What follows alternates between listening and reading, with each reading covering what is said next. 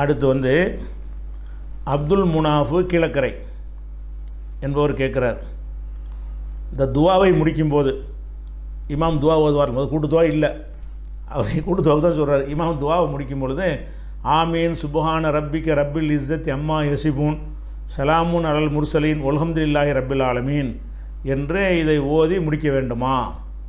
துவாவை கேட்டு முடிக்கும்போது என்ன செய்வாங்கன்னு கேட்டால், பேசிமாம்கள் கூட்டு துவா ஓதுறாங்கல்ல, பெரும்பாலும் ஒரு 75% இமாம்கள் இதை ஓதுவாங்க. எப்படி ஓதுவாங்க?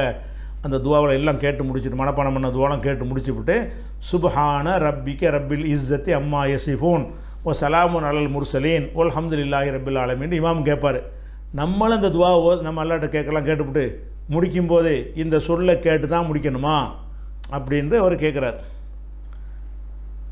இது சரி இல்லை என்றால் வேறு எப்படி தான் முடிக்கிறது அப்படின்னு கேட்குறார். இந்த சொல்லை கொண்டு முடிக்கலைன்னா அவர் எந்த சொல்லுக்கு முடிக்கிறது அப்படின்னு கேட்குறார். இதில் வந்து முதல் விஷயம் என்னென்னு கேட்டால், இந்த வாசகத்துக்கு அர்த்தம் என்ன? நீங்கள் அல்லாட்ட துவா செய்கிறீங்க, அல்லாட்ட துவா செய்யும்போது இந்த வாசகத்தை நீங்கள் சொல்கிறீங்க. சொன்னால் இதனுடைய பொருள் என்னன்னு நீங்கள் சிந்தித்து பார்த்தீங்கன்னா நீங்களே முடிவுக்கு வந்துடலாம். இதனுடைய பொருள் என்ன? சுபஹான ரப்பிக்க, உனது இறைவன் தூயவன். அல்லாட்ட பேசுகிறோம். இந்த சுபஹான ரப்பிக்க அல்லாஹ் நமக்கு சொல்கிறான். இதை இப்படி சொல்லி நம்ம என்ன சார் அல்லாட்ட போய்கிட்டு சுபஹானர் அல்லாஹ் வந்து ரசூல்லா பார்த்து சொல்கிறான், உமது இறைவன் தூயவன். அல்லாஹ் சொல்லலாம் உமது இறைவன் தூயவன் அப்படின்னு ரசூல்லாவுக்கு இதை சொல்கிறான். அப்போ ரசூல்லா பார்த்து அல்லாஹ் பேசுனது இது. அல்லாஹ் பேசுனது திருப்பி நல்லா நம்ம பேசுகிறோம். எப்படி பேசுகிறோம்? சுபஹான ரப்பிக்க, உனது இறைவன் அல்லாவே, உன் இறைவன் இருக்கிறான் அவன் தூயவன். சிறுக்கு வந்துடுது. அல்லாவை நோக்கி என்ன செய்கிறீங்க? சுபஹான ரப்பிக்க, உனது இறைவன் தூயவன், ரப்பில் இஸ்ஸத்தி கண்ணியத்திற்குரிய இறைவன், அம்மா யசிஃபூன் அவர்கள் வர்ணிக்கிற அந்த தவறான கொள்கைகளை விட்டு என் நீ தூயவன், உன் இறைவன் நீ தூயவன் பரவாயில்லை. சுபஹான ரப்பிக்கன்னு இல்லாமல் சுபஹானக்கன்னு இருந்துச்சுன்னு வைங்க, அது பிரச்சனை இல்லை. சுபஹானக்கன்னா நீ தூயவன், சுபஹான ரப்பிக்கன்னா உன்னுடைய ரப்பு தூயவன். இப்போ அல்லாவுக்கு ரப்பு இருக்கிறானா? இப்போ அல்லாவிடத்து துவா செய்யும்போது இதை முடிக்கும்போது சொன்னால், இப்போ அல்லாவிட்ட நோக்கி உனக்கு ஒரு இறைவன் இருக்கிறான்ட்டு வருது. இப்படியா முடிக்கிறது துவாவை? கேட்குறது அல்லாட்ட கேட்குறீங்க, முடிக்கும்போது உனக்கு ஒரு அல்லா இருக்காங்கிறீங்க. அல்லாவே உனக்கு மேலே ஒருத்தன் இருக்கான்ற அர்த்தத்தில் வருது இது குரானில் இருக்குது. இந்த விஷயம் குரானில் 37வது சூறாவில் 180, 181, 182 உள்ள வாசகம் தான் இது. இட்டுக்கட்டின வாசகம் இல்லை. ஆனால் இது அல்லாஹ் நோக்கி நம்ம சொல்கிற வாசகம் இல்லை, அல்லாஹ் நம்மளை நோக்கி சொன்ன வாசகம் இது. அல்லாஹ் இந்த வார்த்தை வந்து தப்பான வார்த்தை கிடையாது. குரானு இதை சும்மா ஓதுனா ஒரு ஹர்ஃபுக்கு 10 நன்மை கிடைக்கும். நீங்கள் அல்லாஹ் நோக்கி பேசும்போது சொன்னீங்கன்னா இந்த வாசகம் எப்படி வருது குரானில்? சுபஹான ரப்பிக்க ரப்பில் இஸ்ஸத்தி அம்மா யசிஃபூன் 37, 180 ஓ சலாமுன் அலல் முர்சலீன் 37, 181 வல்ஹம்துலில்லாஹி ரப்பில் ஆலமீன் 37, 182.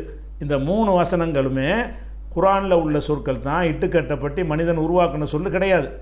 இது எதுக்கு சொல்லுதுன்னா, அல்லாஹ் வந்து நம்மளை பார்த்து உன் இறைவன் தூயவன் என்று நம்மிடத்தில் அல்லாஹ் பேசுகிறான். அதை திருப்பிக்கிட்டு உன் இறைவன் தூயவன் அவன்கிட்ட நம்ம பேச முடியுமா? அப்படி பேசுகிறது மீனிங்கை வச்சு பார்த்தா இது சரியாக இல்லை. அதுபோக ஒரு சில ஹதீஸுகளும் இருக்கிறது.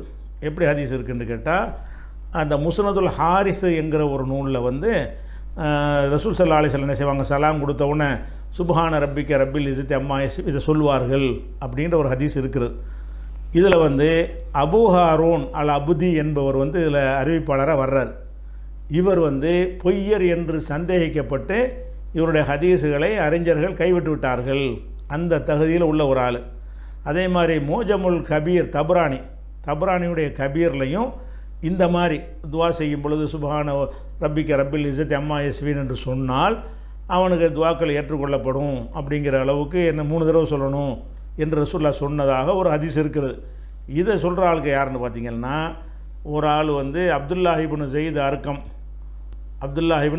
அர்கம்ங்கிறவர் முதல் அறிவிப்பாளராக வர்றார். இவர் மஜ்ஹூல், இவர் யாருன்னு தெரியாது, இவருக்கு ஒரு அட்ரஸே கிடையாது. இவர்கிட்ட அறிவிக்கிற ஆள் யாருன்னு கேட்டால் அப்துல்லாஹ் இப்னு முஹம்மதுல் அனசின்னு ஒருத்தர் அறிவிக்கிறார். அவரும் யாருன்னு தெரியும், தேடி பார்த்தா அவருக்கு குறிப்பே கிடைக்காது. இப்படி ஒருத்தர் இருந்தாரா, இவர் நல்லவரா, நம்பகமானவரா? ஒரு அறிவிப்பாளருக்கு முதல்ல டீட்டெயில் இருக்கணும். அவர் நம்பகமானவர், போய் சொல்ல மாட்டார், நல்ல ஆள் தான் அப்படின்னு சொல்லி அவர் காலத்தில் வாழ்ந்த 1-2 பேர் என்ன செஞ்சுருக்கணும், சொல்லி இருக்கணும். இவரை பற்றி யாருக்குமே தெரியவில்லை. அதே மாதிரி அடுத்த அறிவிப்பாளர் யாருன்னு கேட்டால் அப்துல் முன்னைமின் பஷீர் அல் அன்சாரின்னு ஒரு ஆள் அறிவிக்கிறாரு. இவர் இப்படிப்பட்ட ஆள்னு கேட்டால் இட்டு கட்டுறவர், துணிஞ்சு போய் மார்க்க ஹதீஸுகளை தயாரிக்கிறவர் இவர். அப்படிப்பட்ட ஒரு ஆள் அதை அறிவிக்கிறார். அவற்றை அந்த அறிவிக்கிற ஆள் யாருன்னு கேட்டால் அகமது இப்னு ரிஷ்தீன் அல் மிஸ்ரிங்கிறவர் அறிவிக்கிறார். அவர் பொய்யர் இட்டு கட்டுபவர் என்று சந்தேகிக்கப்பட்டவர். அதாவது ஒரு ஆள் இவர் இட்டு கட்டுறான்னு சந்தேகத்துக்குள்ளானவர், ரெண்டாவது ஆள் நெசமாக இட்டு கட்டக்கூடிய ஆள், மூணாவது ஒரு ஆள் யாருன்னு தெரியாது, நாலாவது ஒரு ஆள் யாருன்னு தெரியும். இப்படி தெரியாத ஆட்களாலையும் பொய்யர்களாலையும் இது அறிவிக்கப்பட்டிருக்கிறதுனால இதை ஆதாரமாக கொண்டு என்ன செய்யக்கூடாது, இந்த ஒரு துவாவை செய்கிறது சரியில்லை. அதே மாதிரி தபுரானியில் இன்னொரு ஹதீஸ் இருக்கிறது, இதே விஷயந்தான். அதில் என்ன வருதுன்னா, முகமது இப்னு அப்துல்லாஹ் இப்னு உபைத் இப்னு உமைர் அப்படின்னு ஒருத்தர், உமையருடைய கொள்ளு பேரன், உபைதுடைய பேரன், அப்துல்லாவுடைய மகன், அவர் பேர் முகமது, இவர் அறிவிக்கிறார்னு வருது. இவரை பொறுத்த வரைக்கும் இவர் யாருன்னு கேட்டால் இவர் அபுஹாத்தம் இவர் பலவீனமானவருங்கிறாரு. அபு சுரா லைசபில் கவி, இவர் வலிமையான ஆள் கிடையாதுங்கிறாரு. இப்னு மொயின் சொல்கிறாங்க லைச ஹதீஸு பிஷையின், இவருடைய ஹதீஸ் ஒரு கணக்கில் எடுத்துக்கிறக்கூடாது.